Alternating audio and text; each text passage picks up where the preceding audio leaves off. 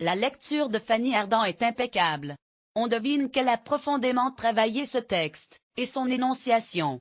Elle maîtrise. Sherbak Alexander /Tas Abaca critique, ce lundi à 20h, dans le théâtre du 18e arrondissement parisien, l'actrice lit l'été 80, des chroniques de Marguerite Duras pour Libération. Quand le réel se fait fiction. Évidence, dit le jeune metteur en scène Bertrand Marcos. Évidence d'une rencontre, celle de l'œuvre de Marguerite Duras, de sa langue, de sa phrase, de son style, avec Fanny Ardant, sa voix unique, son timbre, ses inflexions sophistiquées, son grand style. Bertrand Marcos ne connaissait cet accord que par un coffret CD qui appartenait à son père. Jeune, enfant peut-être ou adolescent, il ne se souvient pas. Il a entendu le ravissement d'LOLV. Lu par Fanny Ardant. Une impression bouleversante. Les années passent. Il lit l'été 80. Les lecteurs de Libération n'ont pas oublié.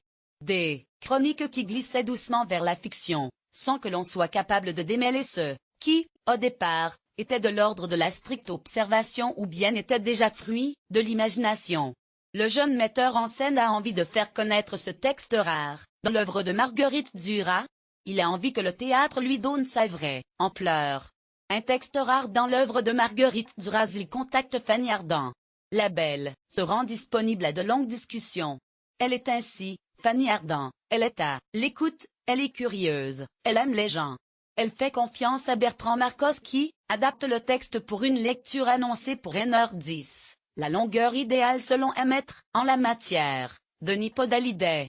En réalité, c'est sensiblement plus long, 1h20 au moins.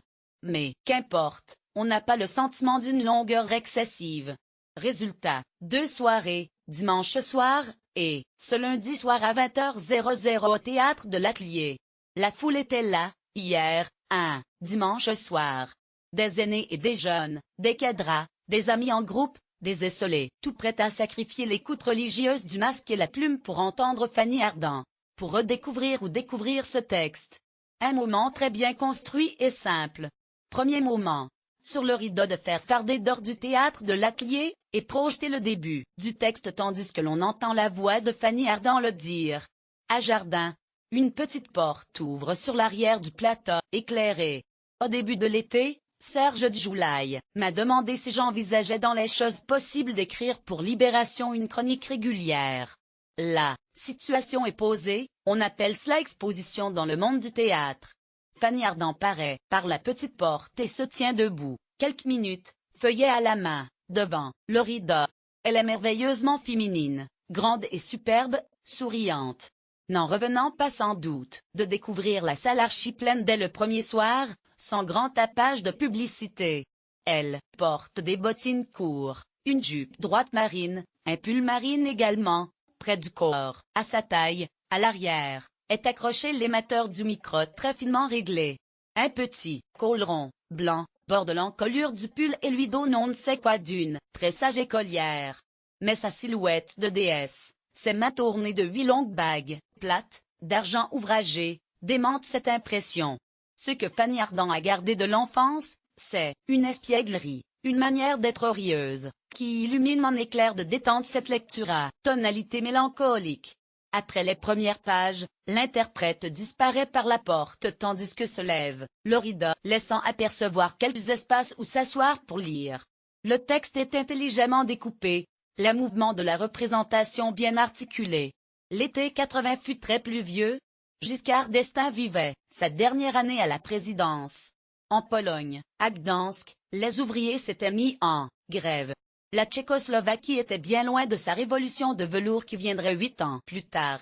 En Afghanistan, les chars soviétiques écrasaient un peuple, détruisaient sa culture. Dans une certaine indifférence, alors. Une lecture impeccable tout cela, Marguerite Duras le note.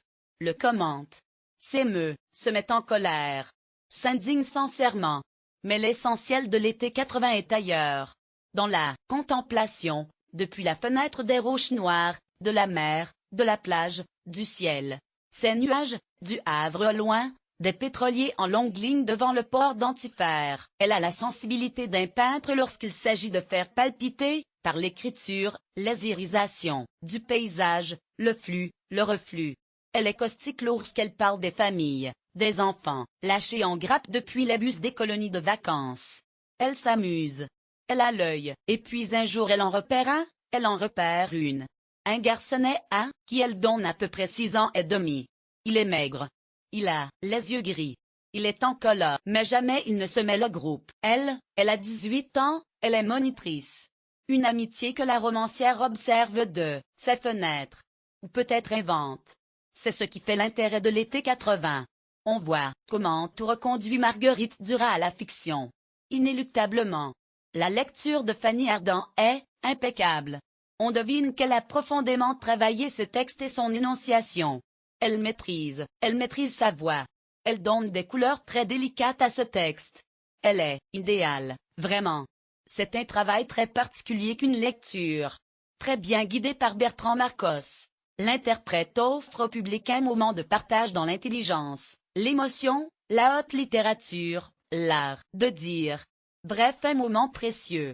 Prochain rendez-vous lundi 29 janvier à 20h00 au théâtre de l'Atelier, 01 46 06 49 24. Achetez vos places avec Tic et Tac.